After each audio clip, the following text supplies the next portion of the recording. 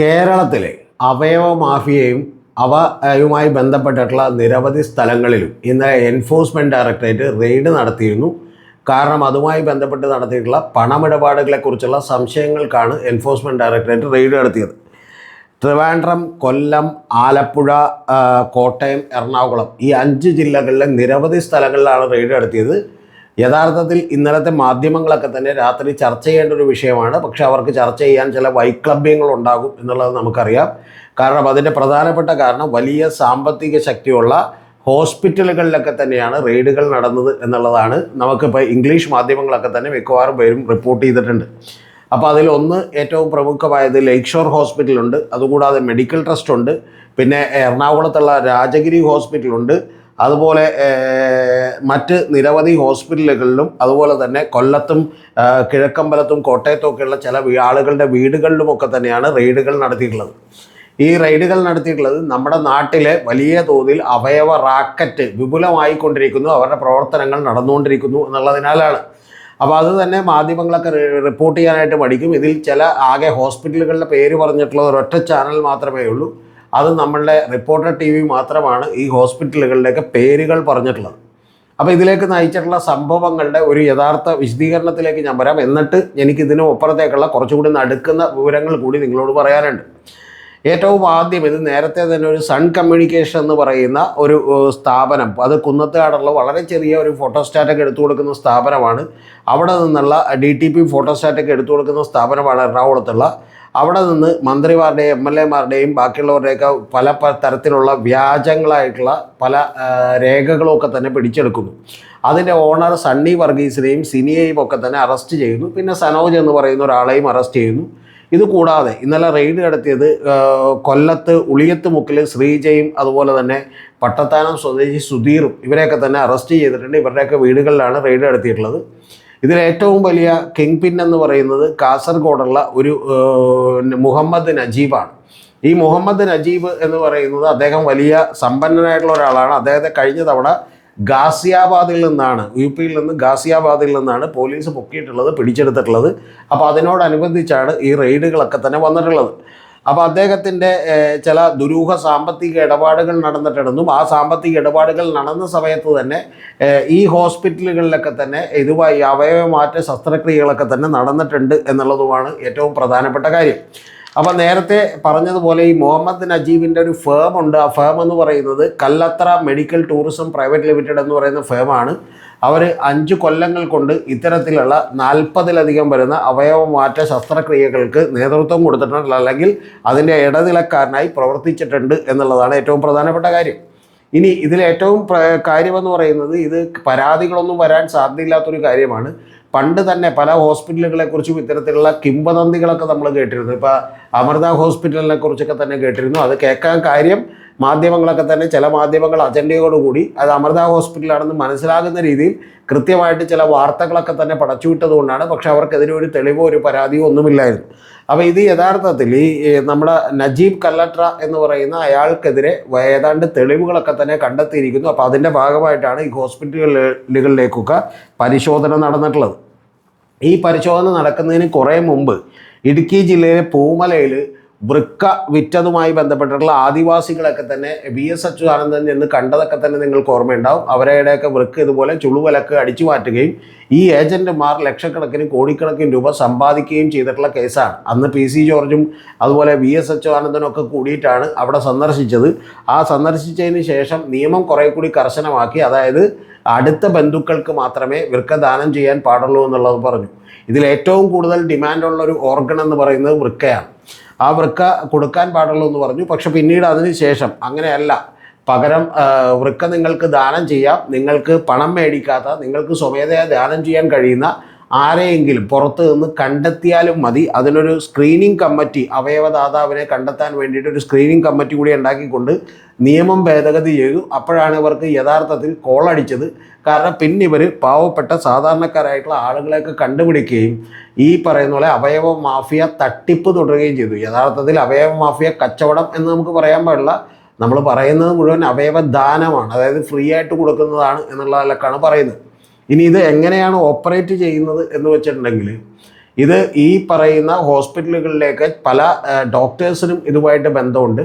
അവരാദ്യം ചെയ്യുന്നതെന്ന് പറഞ്ഞാൽ നിങ്ങളിപ്പോൾ ഒരു വിദേശിയോ NRIയോ വൻകിട ബിസിനസ്സുകാരനോ ഒക്കെ ആണെങ്കിൽ ഇവിടെ നിന്ന് ഏതെങ്കിലും ഒരു ദാതാവിനെ ഡോണറെ കൃത്യമായിട്ട് കണ്ടെത്തും. ആ കണ്ടെത്തുന്നതിൽ തന്നെ പല രഹസ്യമായിട്ടുള്ള പരിപാടികളൊക്കെ തന്നെ ഹോസ്പിറ്റലിൽ നിന്നുള്ള ചില സൗകര്യങ്ങളൊക്കെ തന്നെ ചെയ്ത് കിട്ടും. വേറെ ഏതെങ്കിലും അസുഖവുമായിട്ട് വരുന്നവർ അല്ലെങ്കിൽ ഏതെങ്കിലും ബുദ്ധിമുട്ടോടുകൂടി വരുന്നവർ അവർക്കിടയൊക്കെ ഓർക്കണം ഇവരുമായിട്ട് ചേരുമോ എന്നുള്ളത് കണ്ടെത്തും. ആ ചേരുമോ എന്നുള്ളത് കണ്ടെത്തിയതിന് ശേഷം അവർ സജസ്റ്റ് ചെയ്യുന്ന ഒരു കാര്യം വിദേശത്ത് വെച്ച് ഓപ്പറേഷൻ നടത്താമെന്നാണ്. അപ്പോൾ അങ്ങനെ വിദേശത്ത് വെച്ച് ഓപ്പറേഷൻ നടത്തുമ്പോൾ ഒരു 1.5-2 കോടി 2.5 കോടിയൊക്കെ വരെ പോകും. അപ്പോൾ ഇവിടെ നിന്ന് ഈ പറയുന്ന ദാതാവായിട്ടുള്ള ആളെ വിദേശത്ത് കൊണ്ടുപോകും. അങ്ങനെ വിദേശത്ത് കൊണ്ടുപോയിട്ടുണ്ടെങ്കിൽ അവിടെ ചികിത്സയൊക്കെ അവിടെ തന്നെ നടത്തും. ഇവിടെ നിന്ന് മിക്കവാറുമുള്ള ഡോക്ടറും കൂടി അവിടെ ചെല്ലും. അവിടെ ചെല്ലുമ്പോൾ ഒരു സൗകര്യം മാത്രം അവിടെ ഉണ്ടായിരുന്നാൽ മതി. അത് ചില ഹോസ്പിറ്റലുകളിൽ അവർ സൗകര്യം ഒരുക്കാൻ വേണ്ടി തയ്യാറാവും. അപ്പോൾ അങ്ങനെ അവർക്കും വലിയ പണം കിട്ടും, അങ്ങനെ ഡോക്ടർക്കും പണം കിട്ടും. ഒരു ഓപ്പറേഷൻ തന്നെ വേണമെങ്കിൽ 25-30 ലക്ഷം രൂപയൊക്കെ കിട്ടും. അപ്പോൾ അത് ഈ പറയുന്ന അവയവദാതാവിന് 4-5 ലക്ഷം രൂപ കിട്ടും. ബാക്കി അദ്ദേഹത്തിനൊന്ന് അവിടെയൊക്കെ പോയി കാണാൻ പറ്റും വിദേശത്തൊക്കെ തന്നെ. അതിനുശേഷം എന്ത് ചെയ്യും, ഈ ഏജൻറ്റിന് വലിയ കോടിക്കണക്കിന് രൂപ കിട്ടും. അത് കഴിഞ്ഞ് നേരെ തിരിച്ചിങ്ങോട്ട് പോരും. ഹോസ്പിറ്റലുകാർക്ക് വലിയ കാശ് കിട്ടും. ഇവിടുത്തെ ഹോസ്പിറ്റലിലും കിട്ടും, അവിടുത്തെ ഹോസ്പിറ്റലിലൊക്കെ കിട്ടും. കൂടാതെ അദ്ദേഹത്തിന് കുറച്ച് നാളും കൂടി ജീവിച്ചിരിക്കാൻ പറ്റും. അപ്പോൾ ഇത് എല്ലാവർക്കും തന്നെ കാശ് കിട്ടുന്നൊരു പദ്ധതി ആയതുകൊണ്ട് പിന്നെ ആരും തന്നെ ഒരു കാരണവശാലും ഈ പരാതിയുമായിട്ട് വരില്ല. കാരണം ഇത് കൊടുക്കുന്നതും തെറ്റാണ്, അതുപോലെ മേടിക്കുന്നതും തെറ്റാണെന്നൊക്കെ എല്ലാവർക്കും തന്നെ അറിയാം. ഈ പറയുന്ന ഏജൻറ്റിനൊക്കെ തന്നെ അറിയാം. അതുകൊണ്ട് ഇതിലൊന്നും ആരും തന്നെ പരാതിയായിട്ട് വരില്ല. ഇത് വലിയ വൻകിട ആളുകളുടെ കേസിൽ മാത്രമാണ്. ഇനി അതല്ല, നിങ്ങൾ കുറച്ചും കൂടി സാമ്പത്തികം കുറവുള്ള ആളുകളാണെങ്കിൽ ശരിക്കും പറഞ്ഞാൽ കേരളത്തിൽ നിന്നുള്ള, നമുക്ക് കേരളത്തിന് പുറത്ത് മറ്റേതെങ്കിലും സംസ്ഥാനങ്ങളിൽ അവിടെയൊന്നും ഹോസ്പിറ്റലുകളിൽ ഈ സൗകര്യം ഒരുക്കി തരും. അപ്പോൾ നമ്മൾ ഇവിടെ നിന്നുള്ള ഡോക്ടറും അതുപോലെ അവയവം സ്വീകരിക്കാനുള്ള ആളും ദാതാവും കൂടി ചെന്നിട്ട് എന്ത് ചെയ്യാം, 1 കോടി രൂപ 1.5 കോടി രൂപയൊക്കെ കൊടുത്തിട്ട് എന്ത് ചെയ്യാം, ഒരു ചെറിയ ഓപ്പറേഷൻ നടത്തിയിട്ട് തിരിച്ചു പോരാം. അപ്പോൾ ഇതുപോലെ ഇവർക്ക് കുറച്ച് കാശ് കൊടുക്കും. എന്നിട്ട് ബാക്കിയുള്ള ചികിത്സകളൊക്കെ ഇവിടെ വന്നിട്ടുണ്ടെങ്കിൽ ഇവിടുത്തെ ഹോസ്പിറ്റലുകാരെ നിന്ന് നോക്കിക്കോളും. അപ്പോൾ ബാക്കിയുള്ള അയാളുടെ ചികിത്സ പിന്നെ അവർ നോക്കിക്കോളും. അവർ വലിയ സമ്പന്നനായതുകൊണ്ട് പ്രശ്നമില്ല.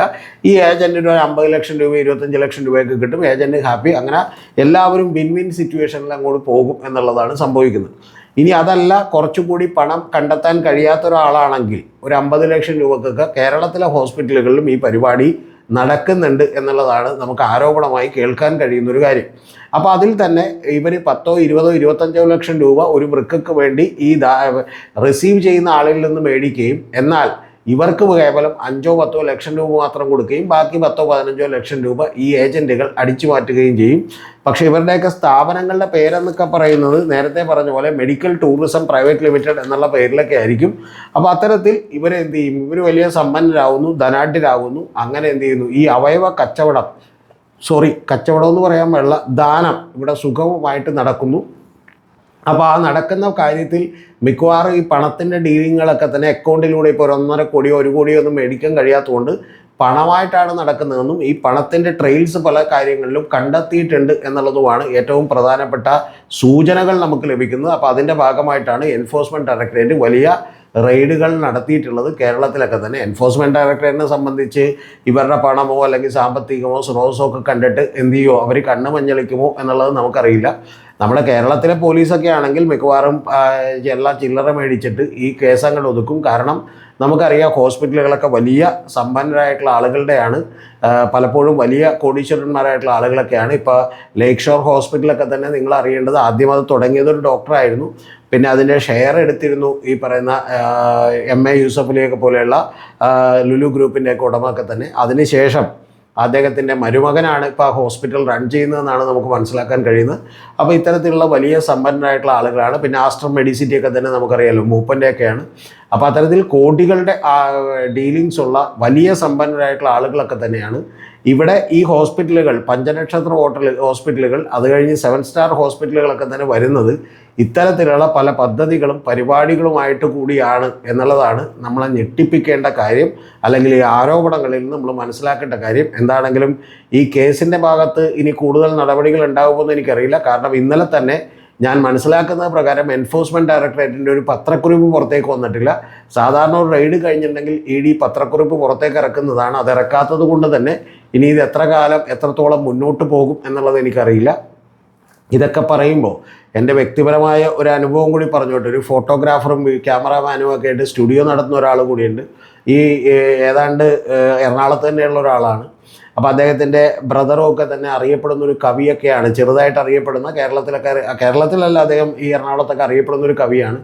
അപ്പോൾ അദ്ദേഹത്തിൻ്റെ ഒരു പിതാവിനെ ചികിത്സിക്കാൻ കൊണ്ടുപോയൊരു സംഭവം ഉണ്ടായിരുന്നു. അവർ ഏതോ കോഴിക്കോടോ അതുപോലെയുള്ള 1-2 സ്ഥലങ്ങളിൽ മാറി ചികിത്സിച്ചിട്ടുണ്ട്. പക്ഷെ എവിടെ വെച്ചാണ് എന്നറിയില്ല. അദ്ദേഹത്തിൻ്റെ വൃക്ക നഷ്ടപ്പെട്ടു എന്നുള്ളതാണ് അറിയുന്നത്.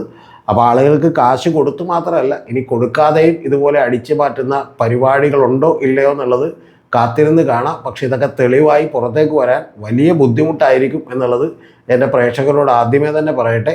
പക്ഷേ കുറച്ചുകൂടി നമ്മളെല്ലാവരും തന്നെ സൂക്ഷിക്കേണ്ടതുണ്ട്, ജാഗ്രതയോടുകൂടി ഇരിക്കേണ്ടതുണ്ട്. അല്ലെങ്കിൽ നമ്മൾ ദാനം ചെയ്യുന്നവരുടെ കൂട്ടത്തിൽ പെട്ടേക്കാം.